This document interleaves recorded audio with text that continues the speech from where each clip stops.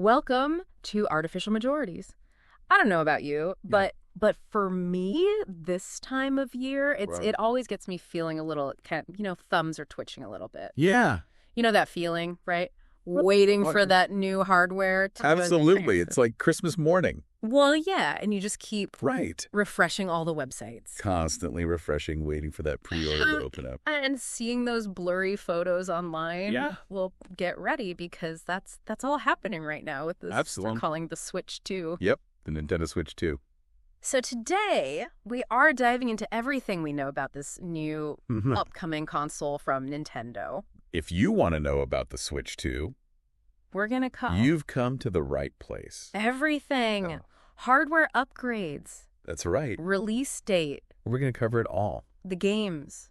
All of it. All the essentials. So no need to wade through all the speculation and rumors yourself. You've done it for you. That's right. You just sit back, relax. We've done the heavy lifting for you. And enjoy this deep dive. Our mission today is to give you a really clear picture of the Nintendo Switch 2. That's right. What it is, how much it costs, when it's coming out, what you're going to be playing on it. Exactly. So by the end, you're going to be totally up to speed. So feel like an expert. You're going to be the Switch 2 whisperer. That's right. Ready for launch day. Okay. Let's unpack this, starting with the hardware. Yeah, let's talk about and all the juicy upgrades. Hardware and upgrades. So one of the big things that's kind of interesting about this new console is that it seems like Nintendo is kind of keeping with what worked, right? Building on that foundation. Sticking with that hybrid design. Incredibly successful. So you can still play it on your TV. Hybrid design. But you can also take it. Right. Seamlessly switch between dock to your TV and handheld. But it is expected to be a little bit larger overall. A bit larger, yeah. So the thinking here is that they want to make it a little more comfortable for adult hands. Comfortable, for those of us with adult-size hands. You know, those original Joy-Cons could... Yeah, they could get a little cramp. Cramp after a while, yeah. But it's worth noting that if you have smaller kids who... Exactly. If you have younger children... Who love gaming. Might feel a touch. Yeah, might feel a bit less petite. Less petite for them, yeah. So that slight increase in size also means we're going to get a... That also means a larger display. An improved display. And by all accounts, a significantly improved display. We're looking at a 7.9-inch. We're talking a 7.9-inch... LCD screen. And it's going to feature HDR support. With HDR. HDR, or high dynamic range. Now, HDR, I don't know if you've seen this. Yeah, I'm sure you've seen it. It gives games a wider range of colors. Deeper blacks. And deeper blacks. Yeah, it makes everything look... So it makes everything more vibrant and realistic. Exactly. So that's a noticeable step up from the original Switches. That's a step up from the original. This 6.2-inch LCD. Switch is 6.2-inch LCD. And even a little bit bigger than the 7-inch OLED. Bit bigger than the 7-inch OLED model. No, and the visuals are getting sharper too, right? Yeah, sharper visuals. So when it's connected to your TV and docked mode. In dock mode. We're expecting its support. It's expected to... Up to 4K resolution. Support up to 4K resolution. Right. And then when... But now in handheld mode... Out and about. You'll be getting full HD. In handheld mode. Which is 1080p. You'll be getting... So that should make your... crisp full HD picture. Favorite games... Which is 1080p. Look significantly more detailed and clear. That should make your favorite games look significantly more detailed and clear. Yeah. Now, let's talk about... Okay, let's talk about... those iconic... Joy-Cons. Joy-Con controllers. Yeah. They are also getting a bit of a... They're also getting bigger. Growth spurt.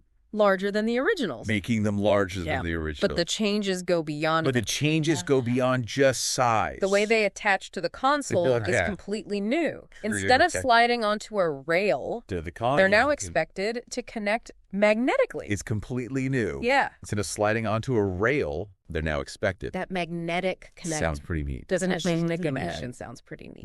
Right. Yeah, and it seems like... And it seems like magnets... Magnets are playing a role in other areas, too. A role in other areas, too. Yeah. So those larger shoulder... The larger shoulder buttons on the new... Buttons on the new Joy-Cons. Joy-Cons, they will also reportedly have... magnetic functionality. Yeah. Plus, the actual joysticks themselves are getting bigger. It should translate to finer control. which should hopefully translate finer control. in better comfort. During those intense gaming moments. So. Now, and for anyone who's ever been frustrated by the dreaded stick drift. Oh, stick drift. You'll be happy to hear that the analog sticks are expected to use Hall effect sensors. You'll be happy to hear that those analog sticks are expected to use. This is a different technology. Hall effect sensors. That detects the position of the stick. Now, this is a different stick using magnets. This means there's no physical contact. That detects the position of the stick. Causing wear and tear. Using magnets. That can lead to drift. Which means there's no physical. In traditional analog sticks. Contact causing wear and tear. So it's a more durable and... Yeah. That can lead to drift. Reliable system. In traditional analog sticks. Finally. So it's a more durable... Straight drift has been the silent enemy of so many... It is indeed. ...gaming sessions. Much more reliable. But here's something really interesting. That's where things get really interesting. The Joy-Cons are rumored to be getting... They're going to be equipped with... some optical sensors. Seriously innovative features that are expected to be equipped with. Which would allow you to use them. Optical sensors. Like computer mice. Which would allow you to use them. Imagine that. Like computer mice. Right. Imagine that, right? It's using your Joy-Cons as a mouse. Using your Joy-Cons as a mouse. Yeah, what's fascinating about this is the potential it unlocks. What's fascinating about this is the potential it unlocks, right? I'm laughing. What's fascinating for certain types of games. Imagine playing strategy games. Like precise pointer control. Civilization 7. It could really open up new ways. With that kind of precise... interact with games on the Switch. Pointer control. Yeah, almost bridging the gap. It could really open up. Between console and PC. New ways to interact. Gaming in some respects. With games on the Switch. Almost bridging the gap. That's a good point. It's not something you typically see integrated into console controllers. And PC gaming in some respects. Yeah. Yeah, it's not something you typically see. And integrated into... Get this, D-Butt? Console controllers. And D, get this. There's also talk of a new... What you discovered. On the right. Joy-Con, located just below the home button. Making its debut. Now its exact function is still under wraps. Located just below the home button. The rumor mill is buzzing with possibilities. Now, it's exact. It could be for quick access to in-game chat, community features, maybe even a built-in camera function. A rumor mill is just a customizable shortcut button. Buzzing with possibilities. For various system features. It could be for quick access. Downs. The in-game chat, community features. It raises an important question, though. Maybe even a built-in... about how Nintendo envisions... players interacting with each other. Or just a customizable shortcut. And the console's overall interface to various system features. Dedicated chat button, for instance, could really streamline communication. Let's move on to what's... during online multiplayer games. Going on inside the console. Yeah. The internal storage... that's a good point. ...is reportedly getting... so internal storage. ...a massive boost. Yeah, a massive boost. We're talking 256 gigabit. 256 gigabit, and some sources are even hinting at a potential 512 gigabit option. 512 gigabit option. That's a huge jump. Huge compared to the original Switches. 32 gigabit. And the OLED model 64. The OLED model 64 gigabit. Yeah.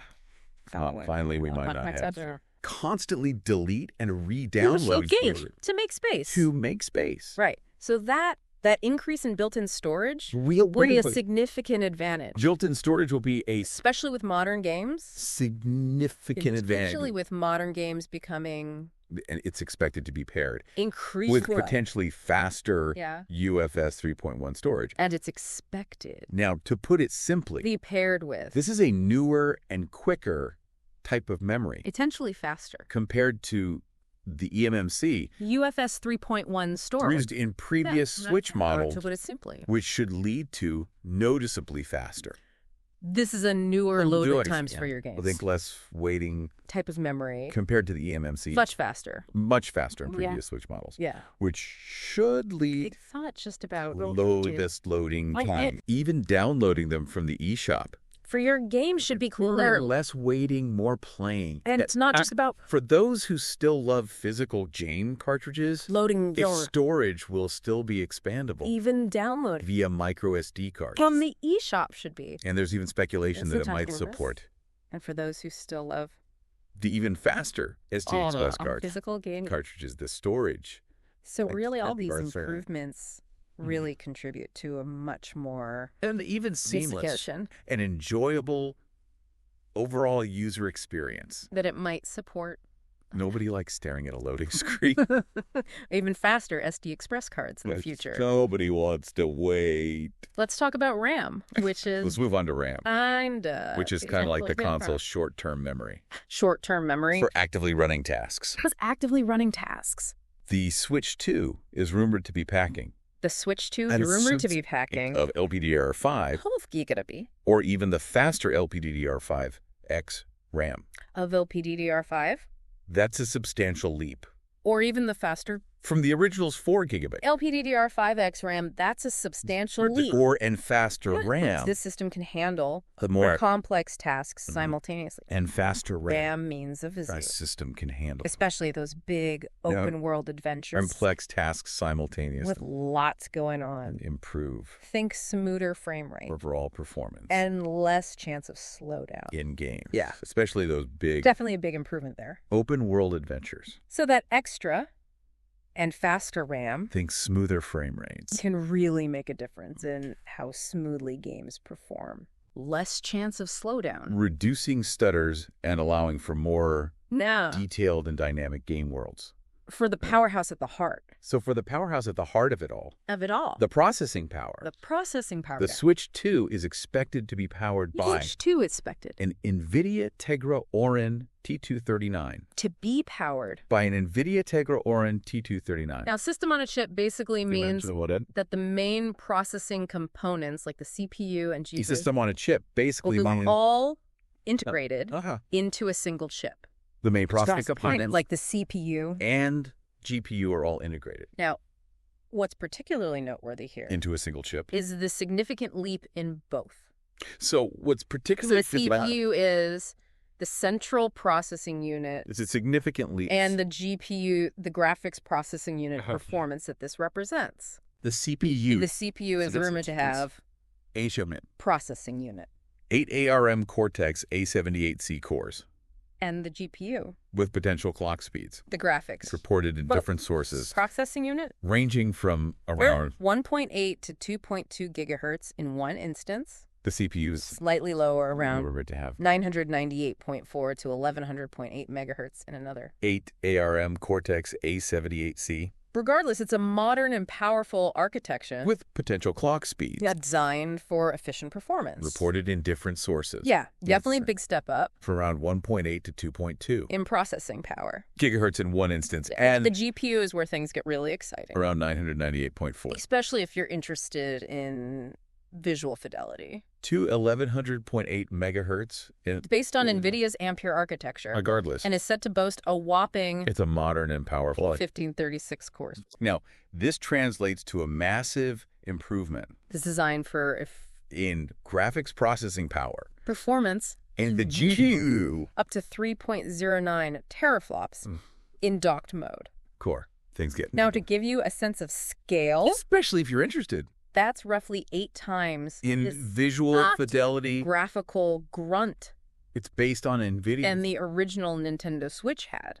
Ampere architecture. So think of teraflops as a measure of how fast the console said to boast a whopping can process graphics. In 1536 cores. The Switch 2 being 8 times more powerful means it can handle much more. Translates to a massive visually demanding games without breaking a sweat. In graphics, processing power. And we're talking about up to 3.09. What's particularly significant teraflops is that the Ampere architecture is highly likely to include it'll give you support for DLSS. Plus a sense of scale. Or deep learning supersampling. That's roughly... Now, this is the clever technology that uses artificial intelligence to upscale images from a lower resolution to a higher one. The original Nintendo Switch? With very little loss in visual quality. And in some cases, it can even make them look better. Think of teraflops. So this could be key to achieving as a measure that 4K output when the Switch 2 is docked. The console can process. Without the console having to natively render everything H2. at that super high resolution. Being 8 times. Saving processing power. More powerful means it. And improving performance. Can handle much more visually demanding games. Basically, it means look in a sweat. And what's particularly significant is that the Ampere architecture also strongly suggests highly likely to include support. With potential for ray tracing capabilities. If implemented, this would allow for much more deep learning, realistic and dynamic lighting and reflection super sampling in games. No, this is something that was largely absent on the original Switch. Clever technology. And could significantly enhance that uses artificial intelligence visual experience to upscale images from a lower with more realistic lighting resolution to a higher one with very little loss in visual quality. The console itself is getting a major internal and external makeover. It can even make them. What about the dock that connects it to the TV? There. Yeah. What about the dock? The dock is also expected to get... This could be key to achieving that 4K output when... The specific details about the ports. The Switch 2 is docked. Haven't been fully revealed yet. However, it's highly probable that it will include an HDMI 2.1 port to support that 4K output to your TV. Yeah. We're also expecting... super high resolution. Multiple USB-C ports. Saving processing power. And, importantly... Yeah. The handheld console itself is rumored to have 2 USB-C ports. Performance. One on the top and one on the bottom. Okay. Along with a LAN port. Okay. For a stable wired internet connection. So the console itself... And it's anticipated to use a USB-C port... It's getting major. For a 60W power adapter. Internal and external. Which will deliver around 42W... Makeover directly to the console. What about the dock? For significantly faster charging times. That connects. Faster charging, always a good thing. The TV. Yeah. Yeah. What about the dock? Yeah. The dock is also expected Any other get an core hardware features we should know about? Design. Yeah, a few more key details. Although the specific that have emerged. There's expected. But an integrated microphone. Fully revealed. Built into the console for voice chat. Yeah. Which is a welcome addition. However, it's higher online multiplayer. Probable that it will. It's also anticipated to support Wi-Fi 6 and HDMI 2.1, which offers better range. Important to support that and more stable online performance. Output to your TV. If you have a compatible router. We're also exploring. NFC support will remain. Multiple USB-C ports. So your Amiibo collection. And importantly, the handheld will continue to be useful. Console itself is rumored to have. The kickstand is also getting an upgrade.